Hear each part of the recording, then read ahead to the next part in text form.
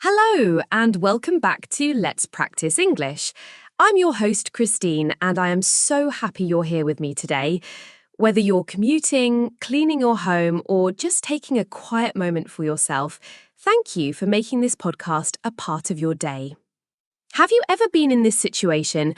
A friend who is a native English speaker sees you and asks, "Hey, how are you doing?" And in your mind, you have 1,000 answers. Maybe you're incredibly excited because you just got some good news.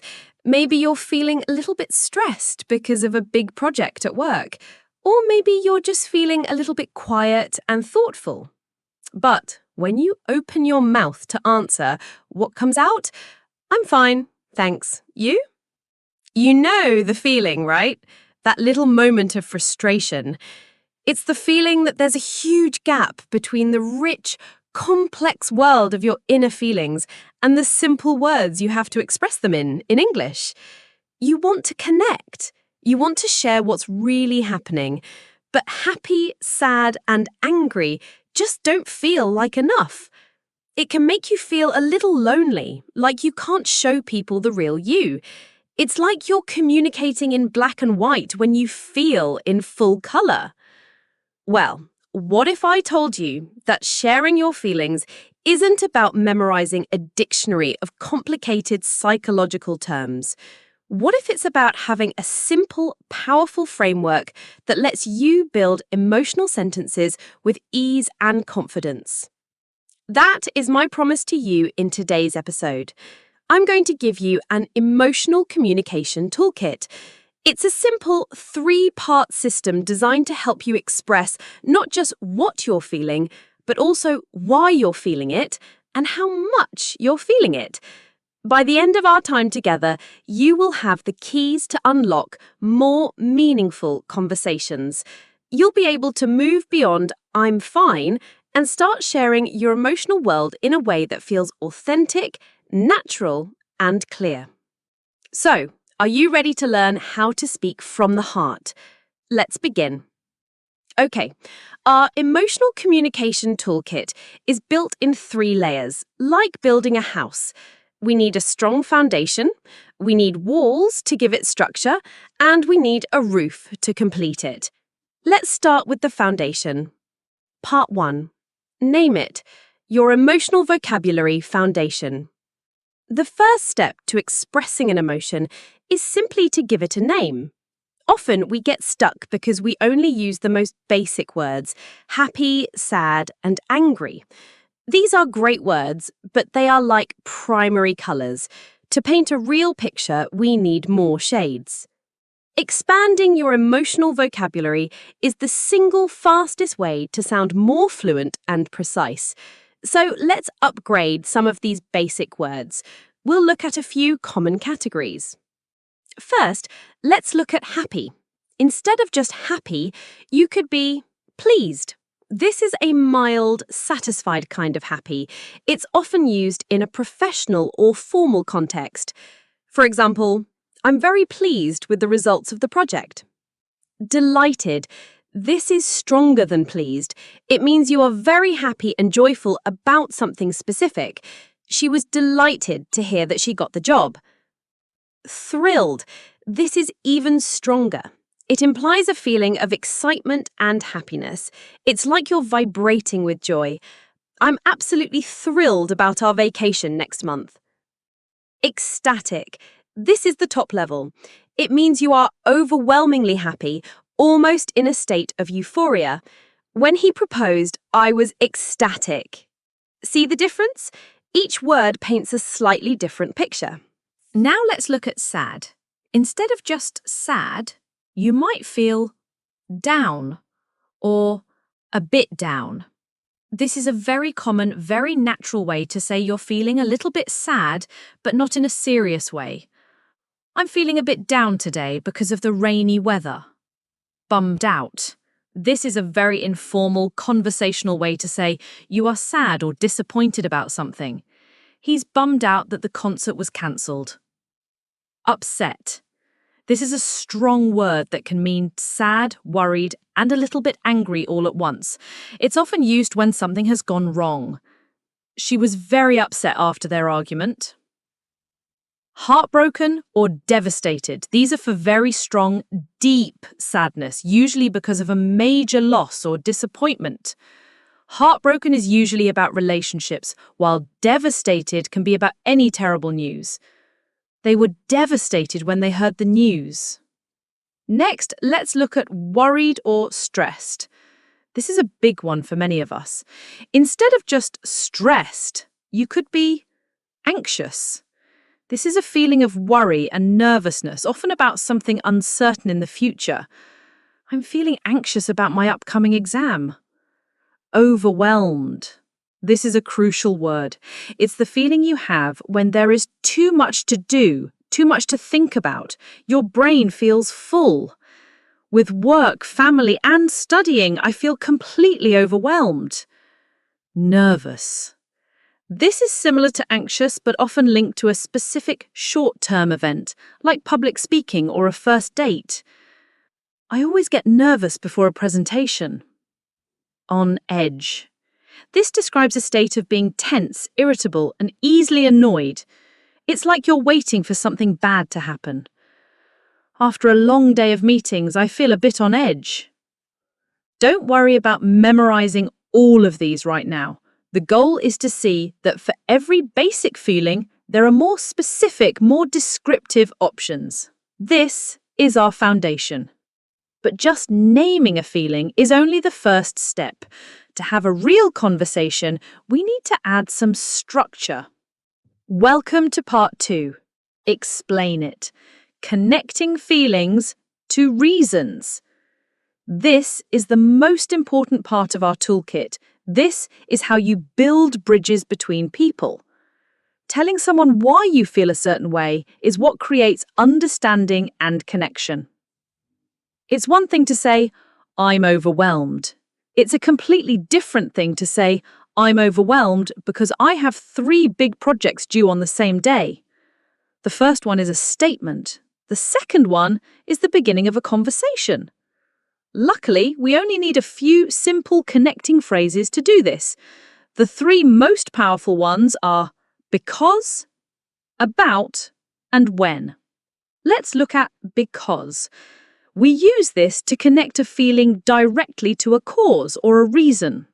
The structure is, I feel emotion because the reason. I'm feeling a bit down because I haven't seen my family in a while. I'm so thrilled because my sister just had a baby. He's feeling on edge because he didn't sleep well last night. Next up is about. We often use this to connect an emotion to a specific topic or event, especially one in the future. The structure is I'm, emotion, about, the topic or event. I'm really nervous about the job interview tomorrow. She's so excited about her upcoming trip.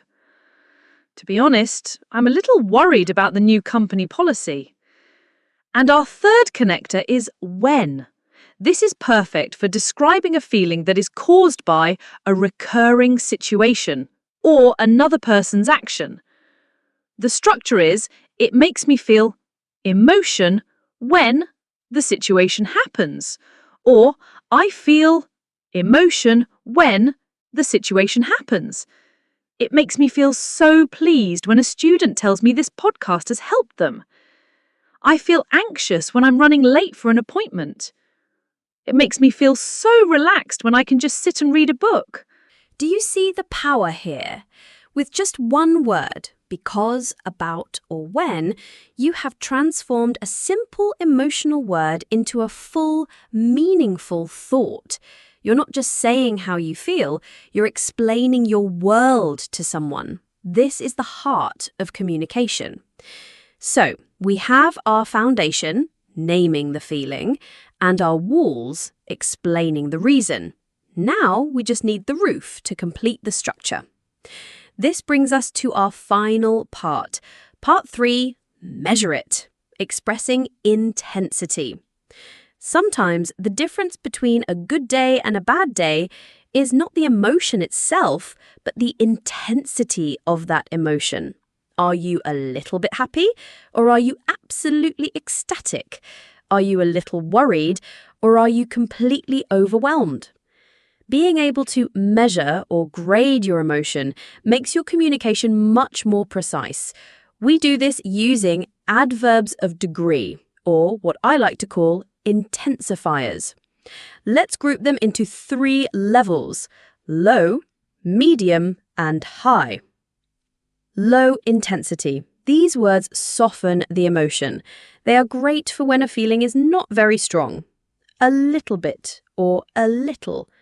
A bit, slightly. For example, I'm a bit tired today. I feel a little anxious about the meeting, but it's not a big deal. Medium intensity, these are your standard all-purpose intensifiers. Quite, pretty, used informally. Really, very. For example, it was a very interesting movie. I'm really pleased with my progress. She's pretty bummed out about missing the party. High intensity, these words are for when the feeling is at its maximum level. So, incredibly, extremely, absolutely, or completely. These 2 are special. They are often used with strong or extreme adjectives like devastated, ecstatic, overwhelmed. We say absolutely devastated, not very devastated. For example, I am so excited to see you. The view from the mountain was incredibly beautiful. He was absolutely exhausted after running the marathon. Now, let's put our entire 3-part toolkit together. Remember the formula: measure it, name it, and explain it. Intensity, emotion, reason. Let's see it in action. Imagine a friend asks you, "How was your day?" Instead of "it was okay," you could say, "Actually, I'm feeling a little bit overwhelmed because I had back-to-back meetings all day." Measure, name, and explain. Or, if you get good news, "I am absolutely thrilled about getting accepted into the course." Measure, name, and explain. Or, sharing a simple pleasure, "I feel so relaxed when I get to listen to music at the end of the day." Measure, name, and explain. This 3-part sentence is the key. It is clear, it is specific, and it is full of meaning. It tells the listener exactly how you feel, how much you feel it, and why. This is how you build real, authentic connections in English. All right, that was a deep dive into the world of emotions, and you have done an amazing job. Let's do a quick recap of our 3-part emotional communication toolkit. Part 1 was name it. This is about expanding your vocabulary beyond happy, sad, and angry. We learned more precise words like pleased, overwhelmed, anxious, and thrilled. Part 2 was explain it. This is the crucial step of connecting your feeling to a reason. We learned to use the power of 3 little words: because, for a cause, about, for a topic, and when, for a situation.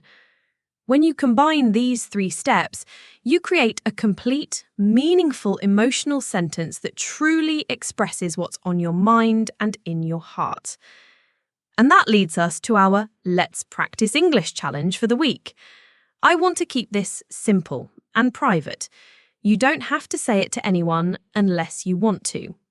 Here is your challenge. At least once this week, when you notice yourself feeling a particular emotion, any emotion at all, I want you to pause for just a moment, take a breath, and try to describe that feeling to yourself using the 3-part framework we learned today.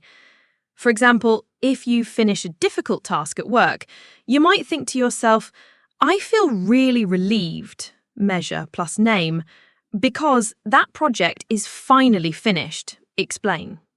Or if you're looking forward to the weekend, you could think, "I'm so excited," measure plus name, "about seeing my friends on Saturday," explain.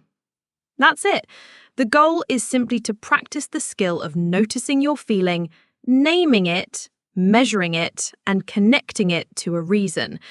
It's a small step, but it's a powerful habit that will completely change how you talk about your feelings in English.